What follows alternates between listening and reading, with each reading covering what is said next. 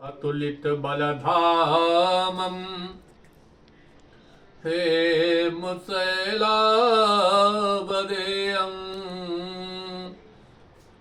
दनुज बन कृशानम् ज्ञाननाम गगण्यम् शकल गुण निधानम् वारणानामधीशम्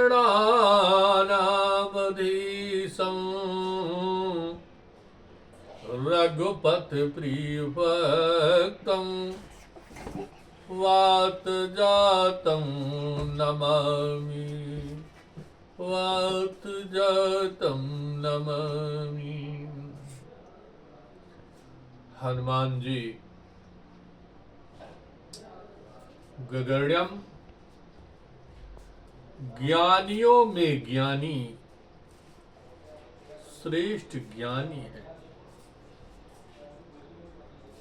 गगण्यम इसलिए ज्ञानी, ज्ञानियों में ज्ञानी।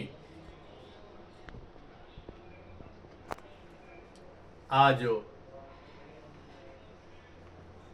माता सीता का खोज लगाने के लिए हनुमान जी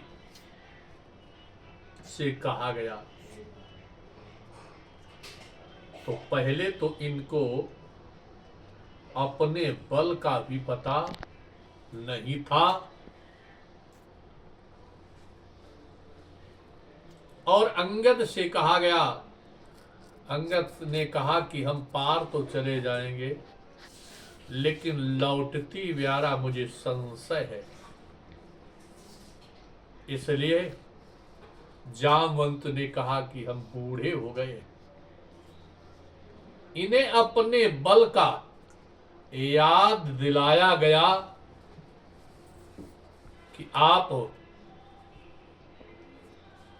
इनको अपने बल का याद आया। राम काज कीने विन मोय कहाँ विश्राम। आप तुरंत जो है तैयार हुए और लंका की ओर प्रस्थान किया। भगवान का स्मरण किया। प्रविश नगर की जय सब काजा, और हृदय राख कौशलपुर राजा। कोई भी कार्य करें तो भगवान का स्मरण करते हुए आप जब कार्य करेंगे, आगे बढ़ेंगे, तो आपका निश्चित ही वो कार्य सफलता की ओर प्राप्त होगा। इसलिए हनुमान जी ने जैसे भगवान का नाम लिया और आगे बढ़े कि मंदिर मंदिर प्रतिकर शोधा, और जहां तहां देखे अगिणित योधा। गए दशानन मंदिर माही, अत विचित्र कही जात सुनाही। शयन किए देखा कपितेई, मंदिर मन दीख भय देही। भवन एक पुनु दीख सुहावा, और हर मंदिर ता भिन्न बनावा। रामाग्रह अंकित ग्रह शोभा वर्ण न जाय, नव तुलसी का वृंद देख हरस कपिराय। आज हनुमान जी ने देखा कि यहां भी राम राम।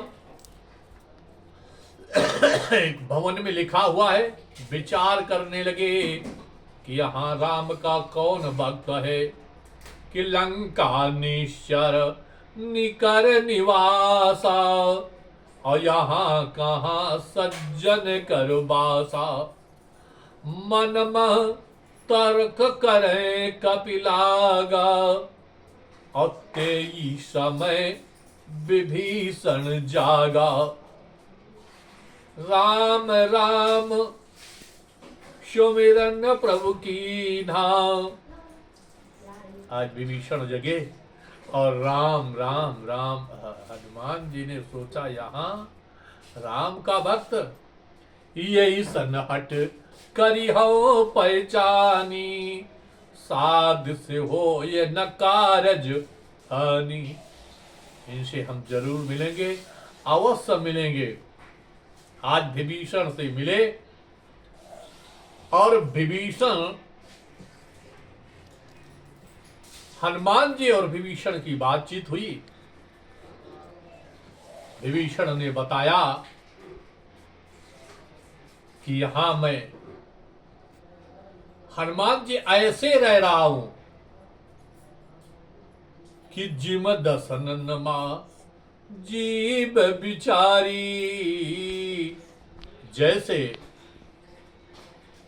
32 दांतों के बीच में जीभ रहती है, ऐसे मैं यहां रह रहा हूं। इसलिए माता जी का पता लगाने आए हो तो आप अशोक वाटिका जाएं। आज हनुमान जी अशोक वाटिका की ओर प्रस्थान करते हैं, ये विभीषण ने बताया। और गए हनुमान जी तो उस अशोक वृक्ष पर ये बैठे हैं और क्या कर रहे हैं। अशोक के वृक्ष में पत्तों में महाराज जी छिपे हैं और विचार कर रहे हैं क्या करें। तारो पल्लव मां रहा लुकाई, अब करहु विचार करहु का भाई। तेई समय दशानन आवा। उसी समय रानी मंदोदरी आदि आदि सबको लेकर के और रावण आया, सीता को त्रास देता है। देने के बाद आज अवध बीती, 1 महीने में यदि बात न मानी तो आपका सर ये सीता को बड़ा दुख, भारी दुख हुआ। बाबा जी ने लिखा कि यद्यप दारुण दुख नाना, लेकिन सबसे कठिन जात अपमाना। यद्यप दुख दुख होता है, एक कांटा लग जाए तो भी दुख है, लेकिन सबसे बड़ा दुख अगर समाज में अपमान हो जाए, इससे बड़ा दुख और कोई नहीं हो सकता है।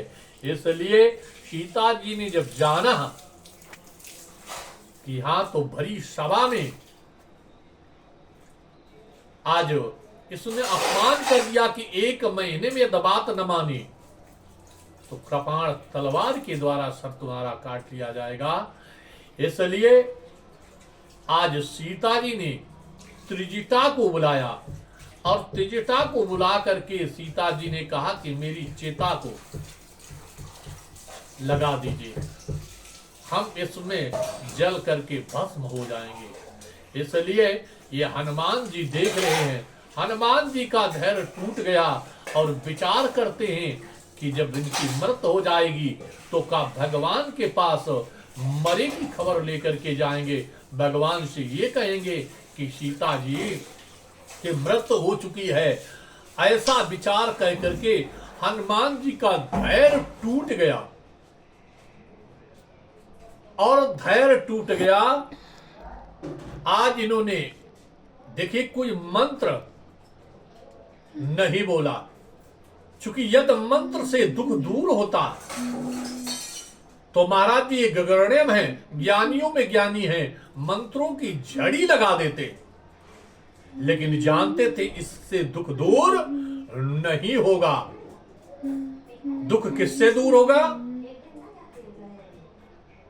काकि राम कथा गुण बर नहीं लागा, और सुनतई सीता कर दुख भागा। भागा, धीरे धीरे नहीं चला। जैसे कानों में राम कथा पड़ी, कथा, उसी समय सारा दुख सीता जी का दूर हो गया। विचार करो, सीता जी का दुख दूर हो सकता है तो कथा श्रवण करने से क्या तुम्हारा दुख दूर नहीं होगा? आज जो हम कथा को नहीं श्रवण करते हैं, कथा का महात्म नहीं समझते हैं कि कथा कितनी श्रेष्ठ है, कथा हमारी इतनी श्रेष्ठ है, इतनी श्रेष्ठ है कि यदि कथा आपको सुनने के लिए मिल जाए तो हमारे जीवन का कल्याण, उद्धार हो जाएगा। हमें कोई कष्ट, जो भी मांगेंगे वो हमारी मनोकामना पूर्ण होगी, अवश्य पूर्ण होगी, कोई इसमें संशय नहीं है। लेकिन कथा हो, इतिहास न हो, इतिहास से किसी का दुख दूर नहीं होता है, और कथा से हमारे सारे संकट दूर होते हैं। इसलिए कथा को श्रवण करें, कथा से हमारे सारे संकट दूर हो जाएंगे। इसलिए इतनी महाराज कथा श्रेष्ठ है, इसलिए कथा को जरूर श्रवण करना चाहिए।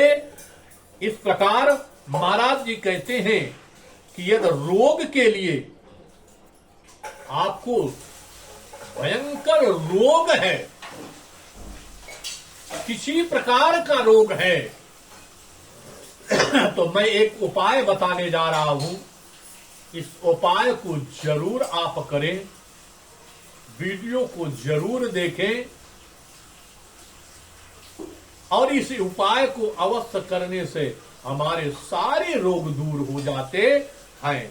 इसलिए साधारण उपाय कि अशोक के कोमल 2-3 पत्ते लेकर के, कोमल ऊपर के जो है कोमल पत्ते होते हैं, वो अशोक के 2 या 3 पत्ते लेकर के गंगा जल में धो लें। गंगा जल में धो लें और सुबह शाम 1.25 महीना रोज उसका सेवन करें, खाएं। निश्चित ही भगवान की कृपा, हनुमान जी की कृपा है, जिससे हमारे सारे रोग, किसी प्रकार की रोग है, दूर हो जाएंगे। बोलो गोविंदा भगवान की जय।